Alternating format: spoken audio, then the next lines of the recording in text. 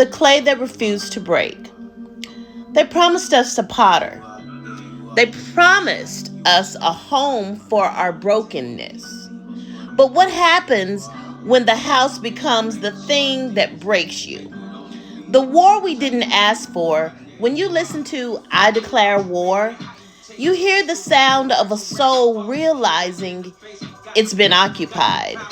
For so many who walked through the doors of the potter's house, the war wasn't against the world.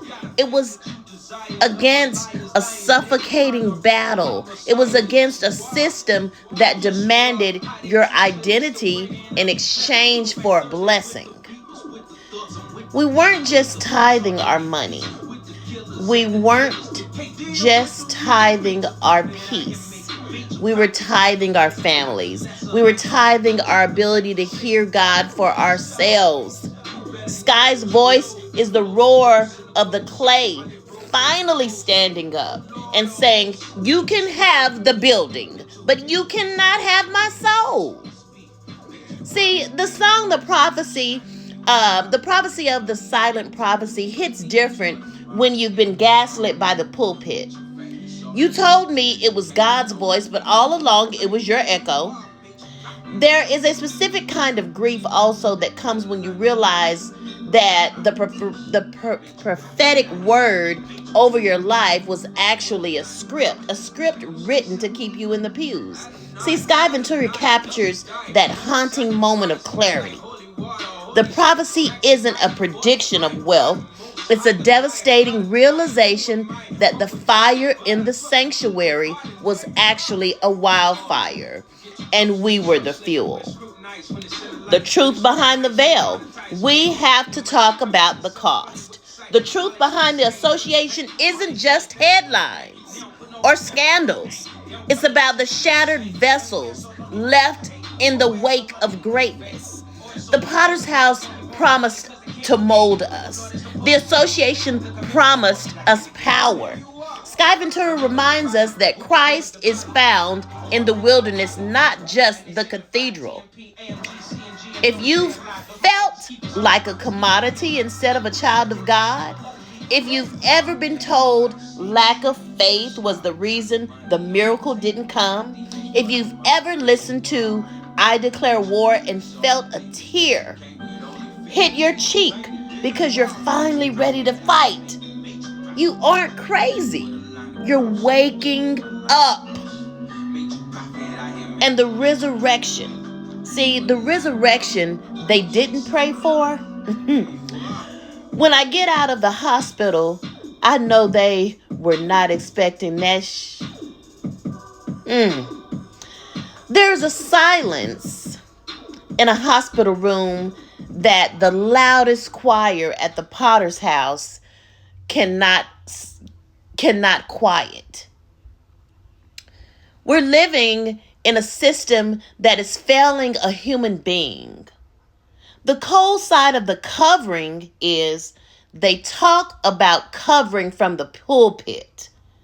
But where is that covering when the heart monitor is the only thing that can speak for you? In the association, you're often only as valuable as your utility. If you can't serve, you can't sow. If you can't stand in the gap, you become a ghost. They didn't expect Skii to get out of bed because in their world, a broken tool is a discarded one.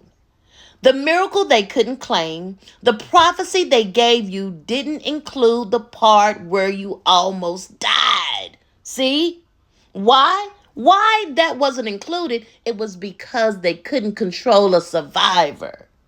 They wanted a victim that they could restore for a testimony. They wanted a martyr they could mourn for a moment. They didn't want a Lazarus. No, they didn't want a Lazarus who walked out of the tomb with his own strength and a chip on his shoulder.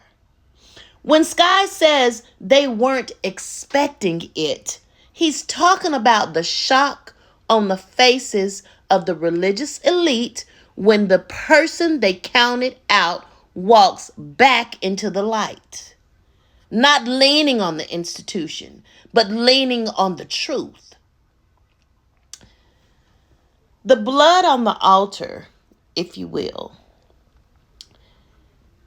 You've been through a physical or mental or spiritual breakdown, and the very house was nowhere to be found. And you know who I'm talking to when you hear this. Or even worse, they blamed your lack of faith for your illness. This is for you. I'm speaking to you, and you know who you are. Survival is an insult to their control. Your breath is a declaration of war against their narrative. You waited for the funeral so you could preach the eulogy. God gave me a resurrection so I could tell the truth. I'm telling the truth, and so is Mr. Coleman.